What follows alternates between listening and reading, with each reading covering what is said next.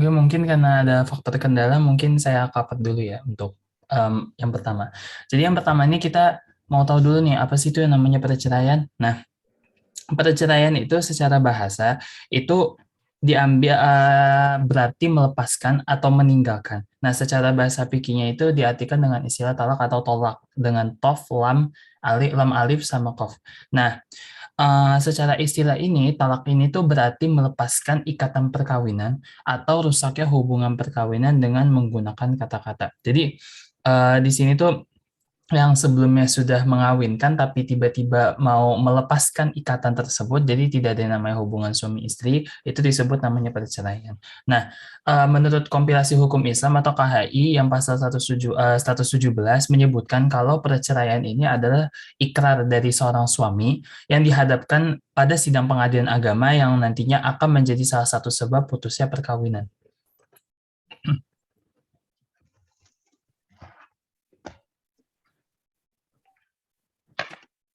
Nah, untuk dasar hukum perceraian ini itu ada dua. Yang pertama dari surat An-Nisa ayat 130, A'udzubillahi minasyaitonirrajim, wa iya tafarraqa yughnillahu kullam min sa'atih wa kana Allahu wasi'an hakimah. Artinya, dan jika keduanya bercerai, maka Allah akan memberi kecukupan kepada masing-masing dari karunia-Nya. Dan Allah Maha Luas karunia-Nya, Maha Bijaksana. Dan satu lagi adalah berasal dari surat At-Talaq ayat 1 yang akan saya bacakan artinya. Wahai Nabi, apabila kamu menceraikan istri-istrimu, maka hendaklah kamu ceraikan mereka pada waktu mereka dapat atau menghadapi iddahnya yang wajar. Dan hitunglah waktu iddah itu, serta bertakwalah kepada Allah sebagai Tuhanmu. Janganlah kamu keluarkan mereka dari rumahnya, dan jangan karena diizinkan keluar kecuali jika mereka mengerjakan perbuatan keji yang jelas. Itulah hukum-hukum Allah, dan barang siapa yang melanggar hukum-hukum Allah, maka sungguh dia telah berbuat zolim terhadap dirinya sendiri, dan kamu tidak mengetahui barangkali setelah itu Allah mengadakan sesuatu ketentuan yang baru. Nanti akan dijelaskan lebih detailnya di selanjutnya. Nah, untuk yang terakhir ini sama juga dari hadis riwayat Abu Daud yang artinya dari Ibnu Umar radhiyallahu anhu dari Nabi SAW bersabda, perkara halal yang dibenci Allah adalah talak. Nah, dari sini tuh bisa dilihat kalau hukum talak itu adalah makruh. Akan tetapi hukum tersebut itu bisa berubah nih kondisinya. Ada dua. Yang pertama, kalau hukum talaknya itu jadi wajib. Kapan kalau hukum talaknya itu jadi wajib? Hukum talak itu menjadi wajib jikalau suami istri itu sering bertengkar dan tidak dapat didamaikan, yang mengabaikan rusaknya kehidupan rumah tangga gitu. Nah, hukum talak itu ada juga nih ketentuan yang kedua, yaitu bisa menjadi suatu hal yang haram. Kenapa? Karena talak itu akan jadi haram jikalau ada terjadinya talak antara suami dan istri yang mendatangkan mudaratnya yang lebih besar bagi kedua belah pihak, baik suami maupun pihak istri. Nah, rukun dan syarat perceraian ini ada dua. Maksudnya jadi kita jelasan dari rukunnya dulu yang pertama ya. Nah, rukunnya itu ada tiga. Yang pertama ada suami, dan juga ada istri, dan juga lafaz ataupun ucapan yang menandakan kalau akan mengadakan suatu talak. Nah, syarat talak itu ada untuk yang suami, dan ada juga untuk istri, dan ada juga dalam bentuk ucapannya gimana nih. Dari rukun talak kan tadi ada suami, istri, dan lafaz. Nah, dari ketiga rukun itu nih ada syarat-syaratnya nih. Nah, untuk yang suami yang menjatuhkan talak, itu syaratnya yang pertama harus ada ikatan pernikahan yang sah dengan istri, yang kedua itu harus baligh, yang ketiga berakal, dan juga yang keempat pastinya tidak dipaksa ataupun intinya tidak dipaksa oleh pihak-pihak lain atau pihak ketiga. Dan juga bagi istri yang ditalak, itu syaratnya harus mempunyai ikatan pernikahan yang sah dengan suaminya. Dan untuk yang terakhir adalah ucapan. Ucapan talak ini yang pastinya harus jelas dan juga dimaksudkan untuk talak. Nah, macam-macam talak ini dibagi menjadi 4. Ada yang ditinjau dari prosesnya, ada ditinjau dari jumlahnya, ada ditinjau dari keadaan istrinya, dan ada juga yang ditinjau dari boleh atau tidaknya rujuk. Nah, nanti rujuk akan dijelaskan lebih lanjut. Jadi yang pertama ada ditinjau dari prosesnya. Ditinjau dari prosesnya itu dari segi ucapan itu harus yang sarih, yang pertama yang sarih atau tegas, yang kedua berupa sindiran. Dan juga ada juga talak dengan tulisan, dan ada juga talak dengan isyarat bagi orang-orang yang bisu dan tidak bisa menulis. Selanjutnya adalah ditinjau dari jumlahnya. Ditinjau dari jumlahnya itu ada 3, ada talak 1, talak 2, dan talak 3. Mungkin kita sering mendengar biasanya kalau ada ini istrinya talak 1, ada talak 2, ada talak 3, dan semacamnya. Dan juga ditinjau dari keadaan istrinya, itu ada dua, ada talak sunni atau kepada istri yang pernah dicampuri pernah dicampuri, ataupun talak bid'ah yang sifatnya haram. Nah, talak sunni itu adalah keadaan di mana ininya tuh dalam keadaan suci dan belum dicampuri itunya, dan juga ketika hamil dan jelas kehamilan. Jadi ada dua dibagi talak sunni itu. Nah, di talak bid'ahnya itu di tahap BA itu ada dua juga, pembagiannya adalah dalam keadaan suci dan sudah dicampuri, dan juga dalam keadaan haid. Nanti mungkin kalau ada yang bingung bisa ditanyakan di sesi paling akhir. Dan juga untuk yang keempat adalah ditinjau dari boleh atau tidaknya rujuk. Nah, ditinjau dari boleh tidaknya rujuk itu dibagi menjadi tiga, ada talak rojai, ada talak ba'in kubro, dan juga talak ba'in sughro. Nanti juga akan dijelaskan. Terputus, Araf terputus barusan. Terputus ya, Araf Bu, maaf, Bu. barusan terputus. Di bagian mana ya, Bu? Lebih kurang 5 detik. Oke, Bu. Jadi intinya yang rujuk ya tadi ya, berarti talak rajai, ba'in kubra, dan ba'in sughra. Nah, yang selanjutnya ini adalah materinya adalah tentang khuluk. Khuluk itu apa sih? Khuluk itu adalah keadaan di mana ada sebuah permintaan perceraian yang timbul atas kemauan istri dengan mengembalikan mahar kepada suaminya. Biasanya ini kalau di zaman sekarang biasanya bilangnya talak tebus tadi gitu. Nah, dasar hukumnya dari mana sih? Dasar hukumnya itu dari surat Al-Baqarah ayat 229, dengan artinya, jika kamu khawatir bahwa keduanya antara suami dan istri itu tidak dapat menjalankan hukum-hukum Allah, maka tidak dosa bagi keduanya mengadakan bayaran yang diberikan oleh pihak istri untuk menebus dirinya. Nah, rukun-rukun huluk itu ada 4. Yang pertama adalah sebagai seorang suami harus baligh, berakal, dan pastinya juga dengan kemauannya sendiri. Untuk yang kedua adalah istri yang masih terikat pernikahan dengan suaminya. Yang ketiga, ucapan yang menunjukkan khuluk, jadi benar-benar intentionnya untuk khuluk. Dan yang terakhir adalah bayaran, yaitu suatu yang boleh dijadikan sebagai suatu mahar. Nah, tebusan khuluk ini sebenarnya masih banyak pendapat yang saling berselisih di antara ulama. Yang pertama itu adalah ketika tebusan khuluk itu tidak ada batasan jumlahnya. Yang kedua itu tebusan khuluk itu tidak boleh sama sekali melebihi mas kawin yang pernah diberikan suaminya. Nah, dampak khuluk itu apa sih? Nah, dampak khuluk itu adalah ketika terjadinya khuluk, pastinya suaminya itu nggak bakal bisa lagi ngerujuk istrinya, walaupun khuluk itu tuh pasti masuknya kategori talak 1 ya, ataupun 2 biasanya. Dan istri itu masih dalam masa iddahnya. Nah, seorang suami itu yang pengen kembali dengan istrinya, itu pasti setelah terjadinya khuluk itu bisa lagi kembali, tapi harus mengadakan akad nikah baru dengannya. Nah, untuk yang selanjutnya adalah fasakh. Fasakh itu apa sih? Fasakh itu adalah secara bahasa itu artinya rusak ataupun putus. Nah, secara istilah itu artinya adalah pemisahan pernikahan yang dilakukan hakim karena alasan tertentu atau diajukan salah satu pihak dari suami ataupun pihak istri yang bersangkutan dari pernikahan tersebut. Nah, sebab-sebabnya apa aja sih? Sebab-sebabnya ada 2. Yang pertama itu adalah tidak terpenuhinya syarat-syarat akad nikah seperti orang menikah dengan saudara perempuan dan juga yang lain-lainnya. Jadi sebenarnya syarat-syarat akad nikah kan sebenarnya sudah dijelaskan sebelumnya. Nah, ketika ada yang tidak terpenuhi, maka fasakh itu bisa jadi terjadi. Nah, untuk yang kedua adalah munculnya masalah yang dapat merusak pernikahan dan menghalangi tercapainya tujuan pernikahan. Contohnya adalah mutatnya salah satu pasangan suami istri, ataupun hilangnya suami dalam tempo waktu yang cukup lama, misalnya kalau pergi kemana nggak tahu kapan nggak balik-balik, nah itu bisa munculnya fasakh. Atau tadi mutatnya salah satu pasangan suami istri, misalkan kita tahu di berita-berita sekarang ada yang suami mutat tapi istrinya masih dalam keadaan muslim dan segala macamnya, itu bisa memunculkan fasakh. Dan yang terakhir adalah dipenjarakannya suami ataupun dihukum mati. Jadi kalau suaminya ini mengalami proses hukum dan yang menyebabkan dipenjara ataupun dihukum mati, itu bisa menimbulkan fasakh. Ada batasannya ya, Nak? Di penjaranya minimal 5 tahun. Kalau di bawah 5 tahun disuruh bertahan dulu. Oke, baik Bu. Ya, lanjut. Nah, untuk fasakh tadi udah, kita lanjut ke masa iddah. Masa iddah itu apa sih? Masa iddah itu adalah masa menunggu atau batas waktu untuk tidak menikah bagi perempuan yang dicerai ataupun ditinggal mati suaminya. Jadi setelah bercerai pasti ada waktu untuk pihak istri atau pihak perempuan ini untuk punya masa menunggu, punya masa menunggu sebelum mungkin menikah lagi ataupun kelanjutannya setelahnya.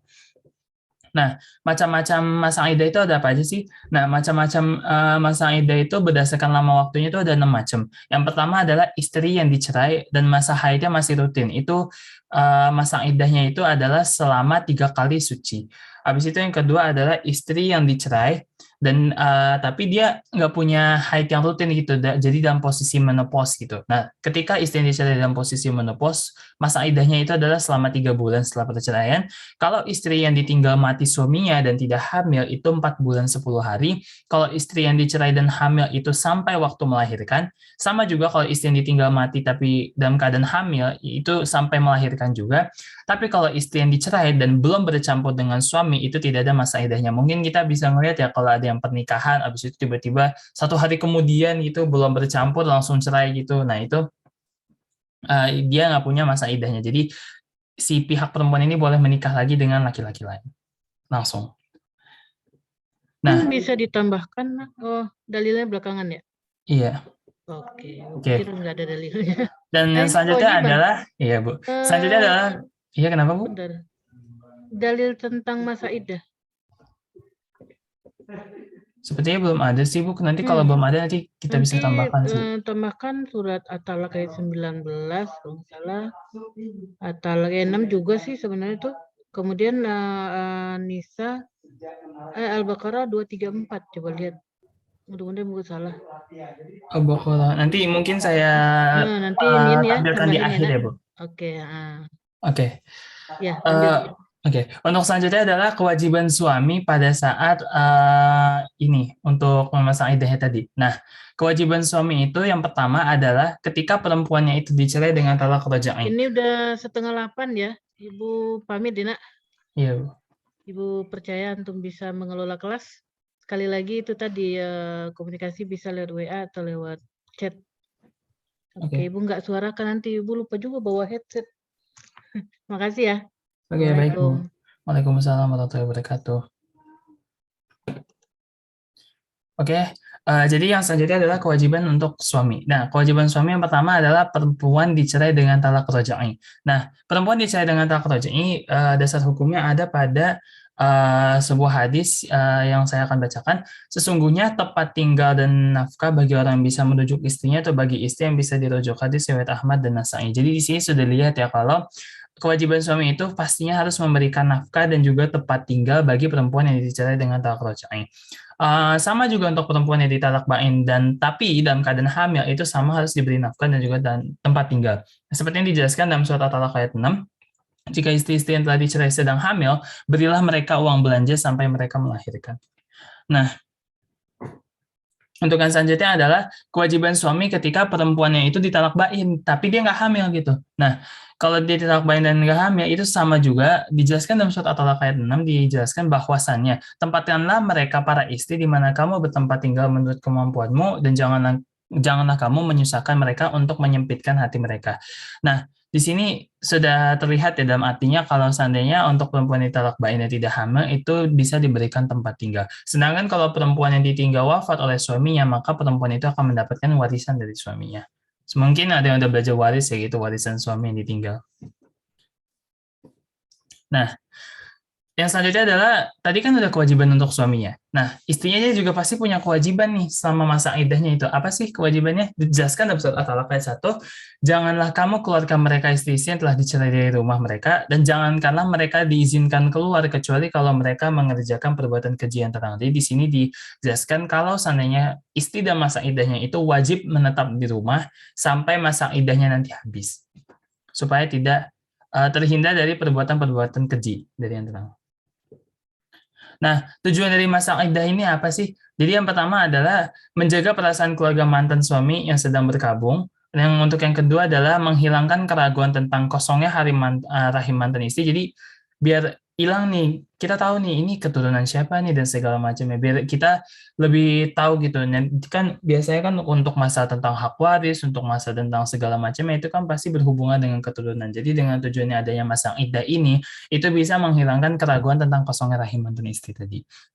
Untuk yang ketiga adalah memberikan kesempatan kepada suami istri untuk berpikir kembali apakah akan tetap berpisah atau rujuk. Jadi dalam masa iddah ini bisa nih berpikir lagi kalau mereka mau rujuk apa enggak gitu.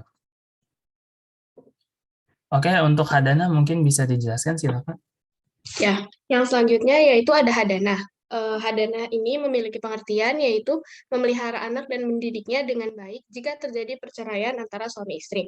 Atau dengan kata lain, hadana merupakan hak asuh anak. Konsep hadana ini menentukan siapa yang berhak untuk mendidik dan menjaga anak atau keturunan dari pasangan yang bercerai yang mana anak tersebut masih di bawah umur. Lanjut. Syarat-syarat hadana. Syarat-syarat hadana ini berlaku bagi seseorang yang bakal memelihara dan menjaga anak tersebut. Yang pertama yaitu berakal, yang kedua beragama, selanjutnya merdeka, balik, mampu mendidik, dan amanah dalam menjaga anak tersebut. Tahap-tahap hadana. Yang pertama, jika anak masih kecil dan belum balik, maka ibu lebih berhak memeliharanya. Yang kedua, jika anak sudah balik, maka keputusan diserahkan kepada anak tersebut, diikuti pertimbangan hakim apakah ia akan memilih ibunya atau bapaknya. Jadi karena anak tersebut sudah balik, anak itu juga punya hak sendiri. Dia bebas mau milih ikut ayahnya atau ibunya. Dan yang poin kedua ini sama dengan berakhirnya masa hadana. Lanjut.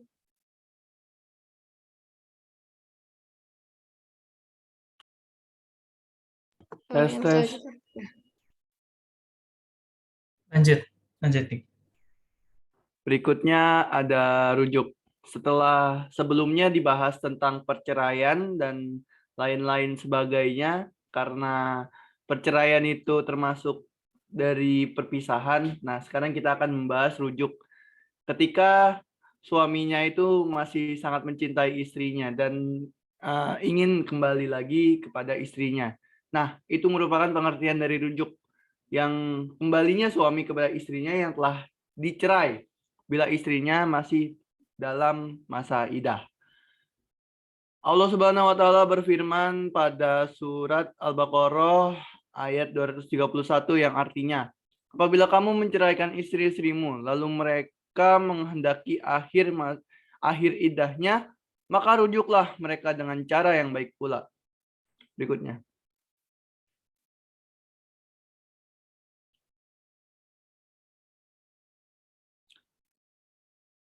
Kita akan bahas hukum rujuk.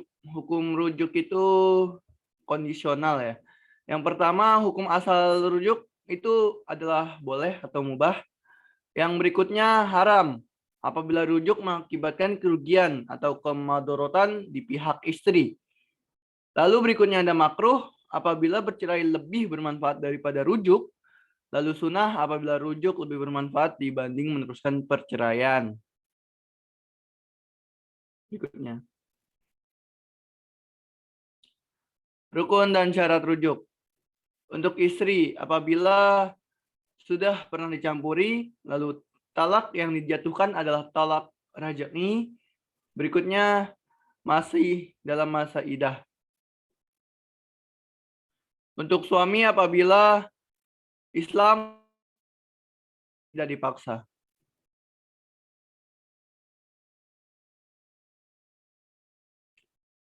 Lalu karena sebelumnya ada ucapan untuk cerai, di sini juga ada sigot atau ucapan rujuk dari suami.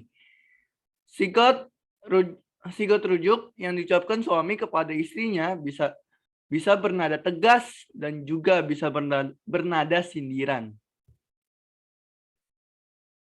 Selanjutnya. Berikutnya ada saksi rujuk. Kesaksian dalam rujuk sama dengan syarat saksi dalam talak, yaitu 2 orang laki-laki yang adil. Berikutnya. Nah, karena kita sudah selesai dalam membahas rujuk yang terakhir, yang merupakan akhir dari bab perceraian ini, maka kita akan mengambil beberapa hikmahnya. Yang pertama ada perceraian sebagai renungan bagi pemuda dan pemudi yang akan menikah untuk mencari pasangan dengan baik. Bagi yang sudah menikah namun harus melewati tahap ini, diharapkan dengan cerai akan menemukan pasangan yang lebih baik dan sesuai dengan yang diharapkan. Berikutnya, rujuk akan mewujudkan ajaran kedamaian dalam Islam dan menghindari putusnya hubungan kekerabatan. Lalu ada rujuk akan menyelamatkan pendidikan anak-anak karena ketika orang tua cerai itu juga akan berdampak kepada anak-anak. Lalu berikutnya ada rujuk akan menghindari diri dari gangguan psikologis bagi suami dan istri. Dan terakhir ada rujuk akan menghindarkan diri dari praktik dosa karena dosa zina biasanya. Terima kasih. Mungkin Masih ada sampai lagi. ya, Berikutnya. mungkin sampai sini ada yang mau bertanya tidak?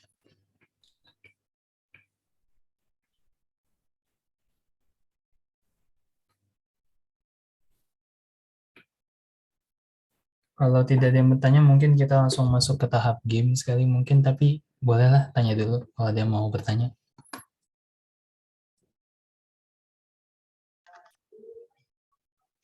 Nggak ada yang bertanya ya? Pastikan ada perwakilan kelompok 1, kelompok 2, 3, dan 4 untuk bertanya.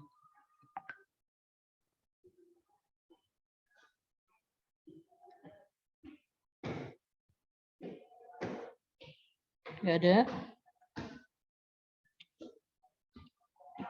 Kalau nggak ada, sebelum ternyata Ibu bisa nyelip sedikit ya, sebelum kuisnya ya. Bahasan kita untuk nikah dan talak kan selesai. Pekan depan kita akan antum membawa satu masalah per orang, kemudian solusikan dengan dalil. Semuanya punya kasus yang berbeda ya nak. Nah supaya tahu berbedanya, antum mungkin bisa Araf membuat Google Doc. Ya di Google Doc tuh buatlah nama temennya semua sesuai nomor absen, isi sesuai nama masing-masing. Jadi ngetiknya di Google Doc.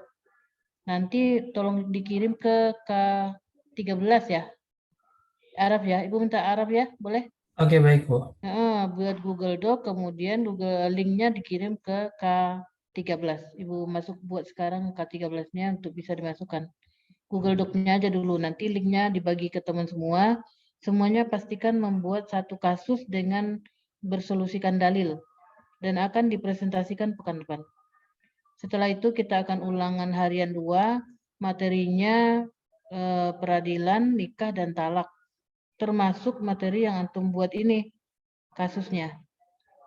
Nah, ada sebagian mungkin yang akan Ibu bawa ke dalam soal. Oke, terima kasih. Silakan mau siap-siap untuk kuisnya. Kalau Ibu nanti bisa nimbrung lagi, kuisnya bisa Ibu dikirimin soal-soalnya ya, Araf. Oke Bu. Siapa yang buat soalnya? Saya Bu, saya buat soalnya. Ibu dikirim soalnya, boleh di WA. Kemudian nanti setelah kuis, Ibu akan bahas satu persatu soalnya itu untuk memantapkan antum iniannya. Oke Bu. Oke, Kita lihat ya. kasih Ibu buat dulu ini. Silakan dimulai Ya, sebentar. kuisnya.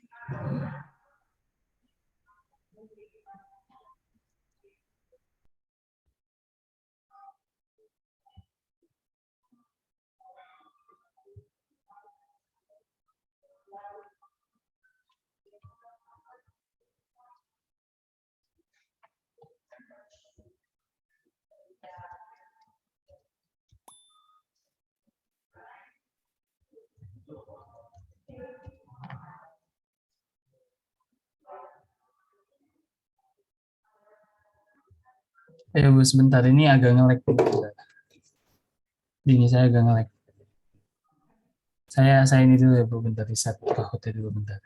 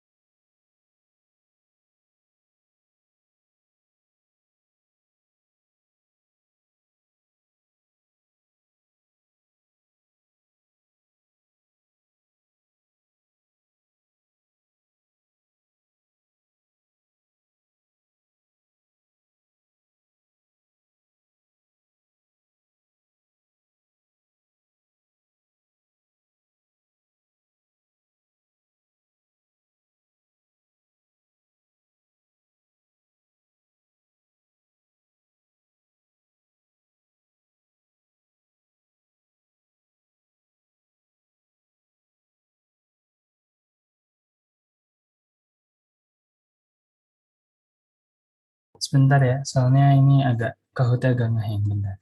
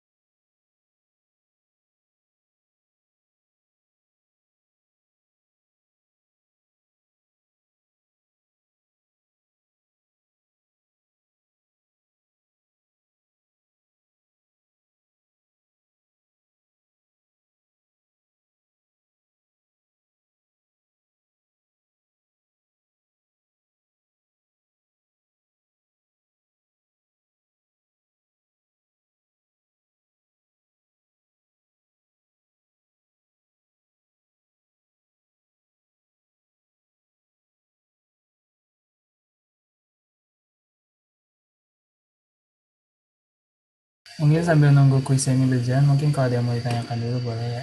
Ini lagi di setting up dulu kuisnya gitu.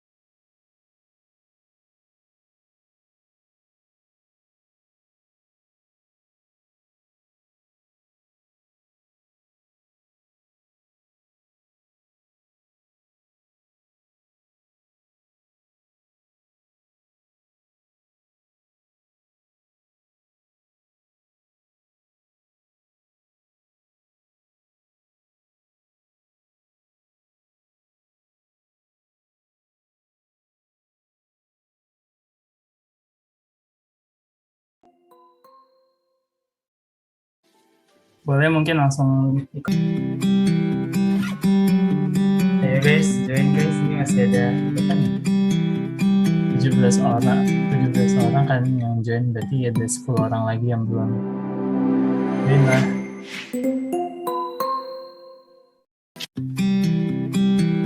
Oke, kita langsung mulai ya.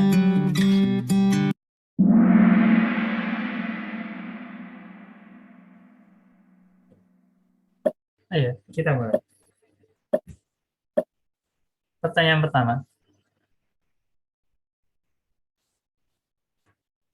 Berikut adalah hikmah dalam sebuah perceraian adalah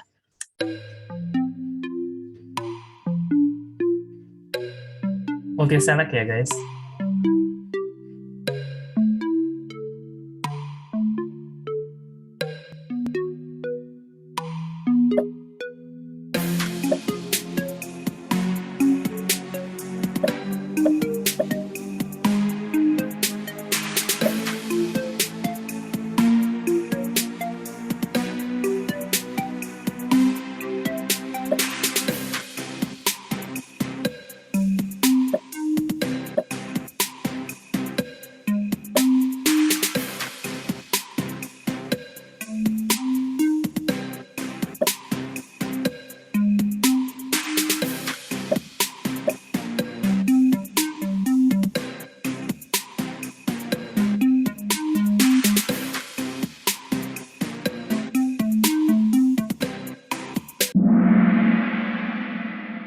Oke lah ya. Boleh kita lanjut. Untuk yang pertama di Menanggapi Dika, yang kedua Baskara, yang ketiga Jafari. Yang kedua, saksi dalam sebuah rujuk harusnya dua orang perempuan yang adil, salah atau benar?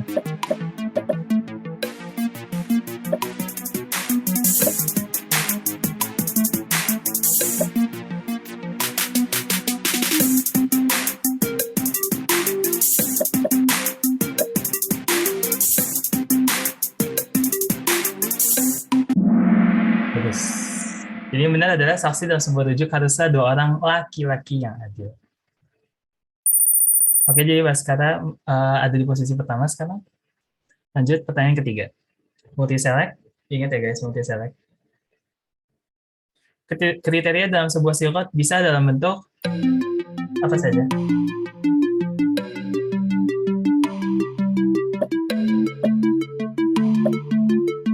Intinya semua soal ini diambil dari PPTTJ. Kalau merhatiin PPT banget pasti bisa jawab.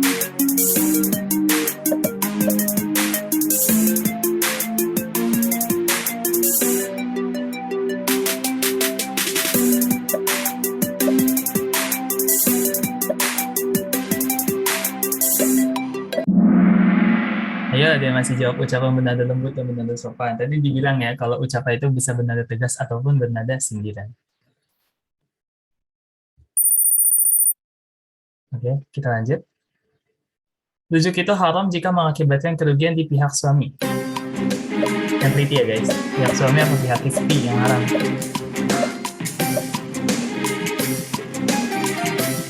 Pihak suami atau pihak istri ya. Jadi yang benar adalah rujuk itu haram jika mengakibatkan kerugian di pihak istri ya, kalau dijelaskan dia tadi ya.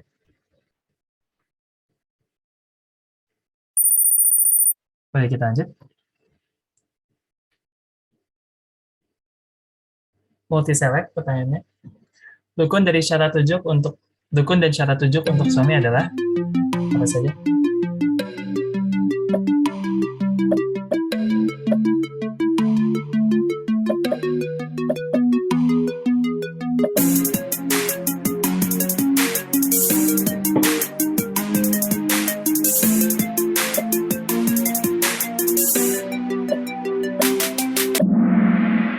Ya, benar semua.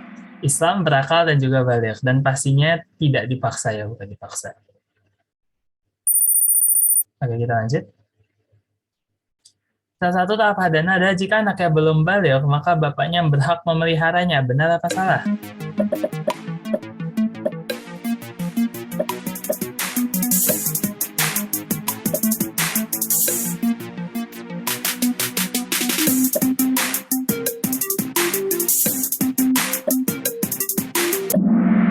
Ya, jawabannya salah, karena yang berhak untuk memeliharanya adalah ibunya.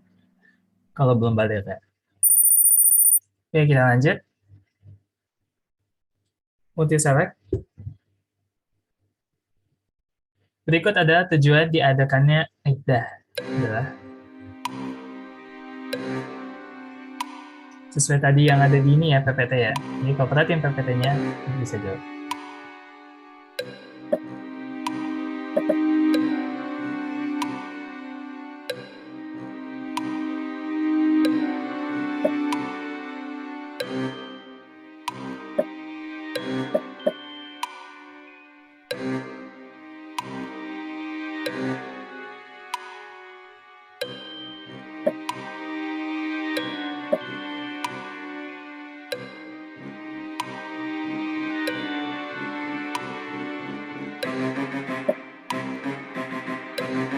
Menit lah guys, kita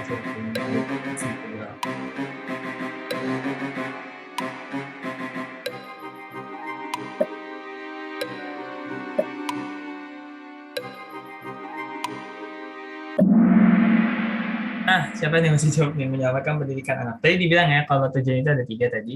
Menjaga perasaan keluarga mantan suami istri yang berkabung, memberikan kesempatan kepada suami istri untuk berpikir kembali dan menghilangkan keraguan tentang pasangan rahim. Ada 3 tadi ya dibilangnya. Kita lanjut. Benar apa salah? Macam-macam ide itu ada 6. Berdasarkan waktunya.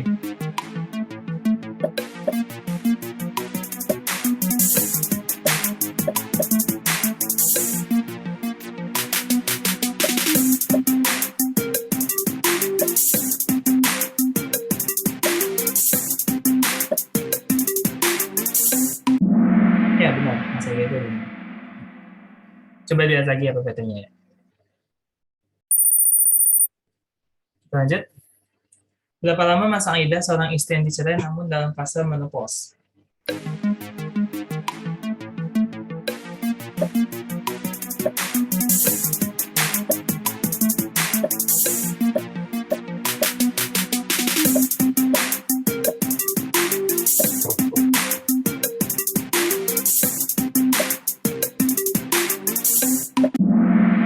Ini dibaca lagi ya. 3 kali suci itu untuk yang istri dicerai tapi dalam fase haid.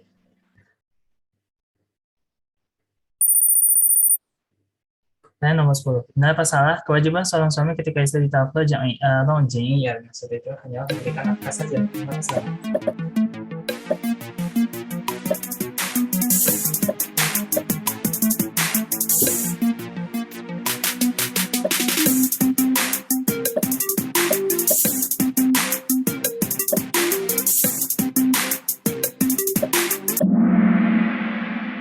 Ingat ya, hanya bukan memberikan nafkah saja, tapi juga memberikan tempat tinggal.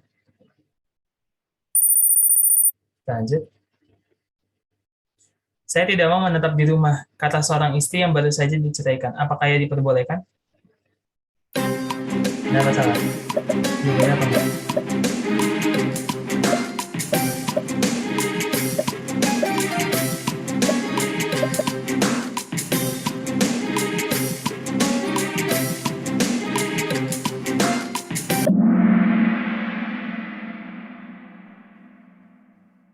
Jadi dibilang ya, kalau ini tentang iddah ya gitu ya. Di sini tentang masa iddah, kalau istri baru diceraikan, kewajibannya adalah harus menetap di rumah.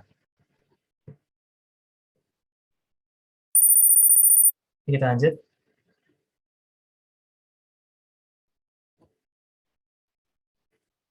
Sebab-sebab fasakh adalah multisarat guys.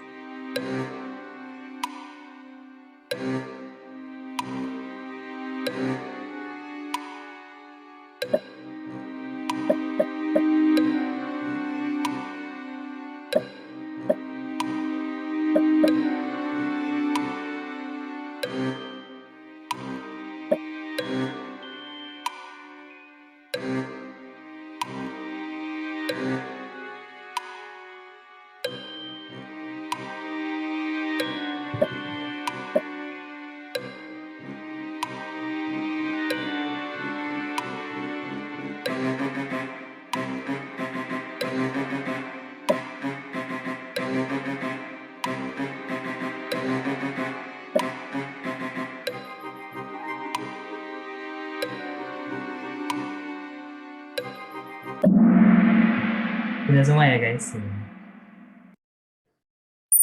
Lanjut.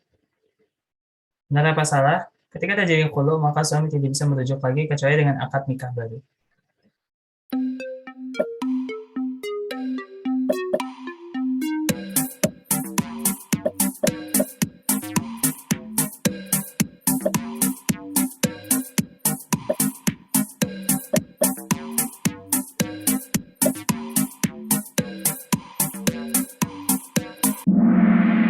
Jawabannya benar, karena dibilang tadi ya, suami itu bisa balik lagi kalau dia pakai akad nikah baru.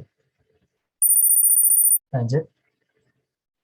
Tebusan khulu itu ada 2 macam ya, ini yang tadi diperdebatkan, yaitu tidak ada batasan jumlah dalam tebusan dan tebusan khulu bisa melebihi mas kawin. Benar apa salah?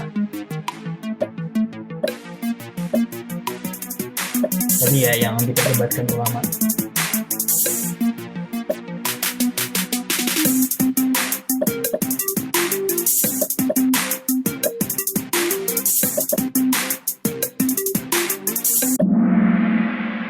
Sebenarnya salah ya, karena tebusan khulu itu tidak boleh melebihi mas kawin tadi yang diperdebatkan.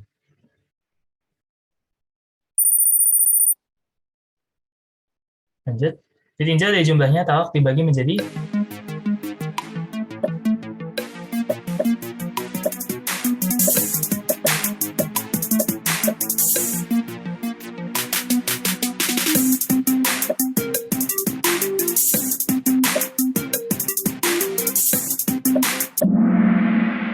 ada 3. Perhatiin lagi ya, talak 1, talak 2, dan talak 3. Lanjut. Kenapa salah? Aduh, menurut saya ucapan talaknya kurang jelas. Apakah sudah memenuhi syarat talak?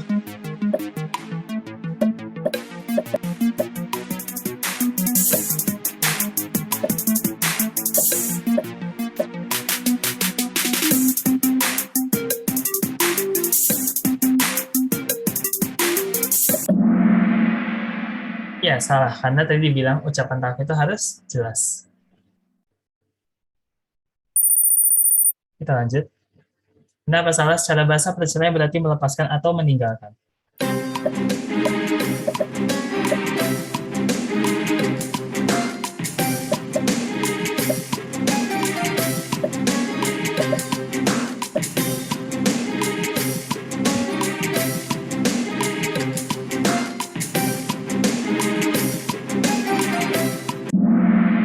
Ya, benar. Tadi dijelasin ya, perceraian berarti melepaskan ataupun meninggalkan. Lanjut, pertanyaan ke-18. Seorang suami yang baligh dan berakal mengajukan khuluk namun bukan atas kemauannya, bisakah khuluk itu terjadi?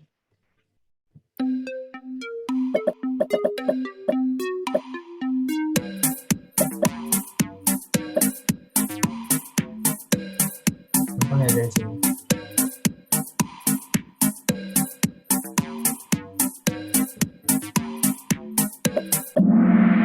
Nah, benar semua.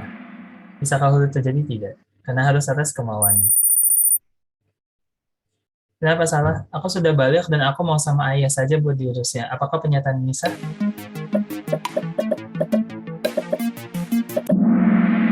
Beliau semua nih. Jawabannya benar ya, karena kalau dia sudah balik, dia boleh memilih antara ibu atau ayahnya untuk mengurusnya jika sudah bercerai. Pertanyaan terakhir. Saya buta, tapi saya mau talak. Boleh tidak saya menggunakan isyarat?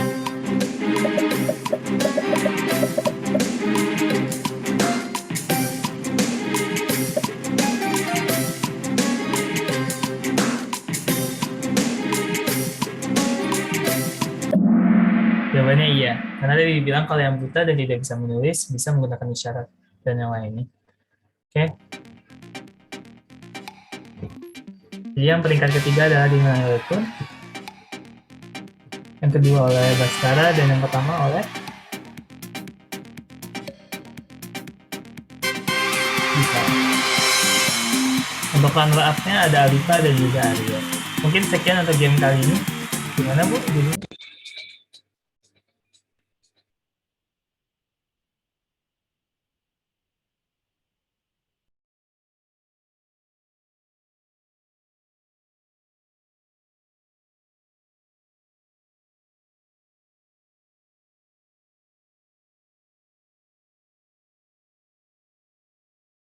Halo Bu Nova, mungkin ini sudah selesai sesi kuisnya tadi. Jadi gimana Bu?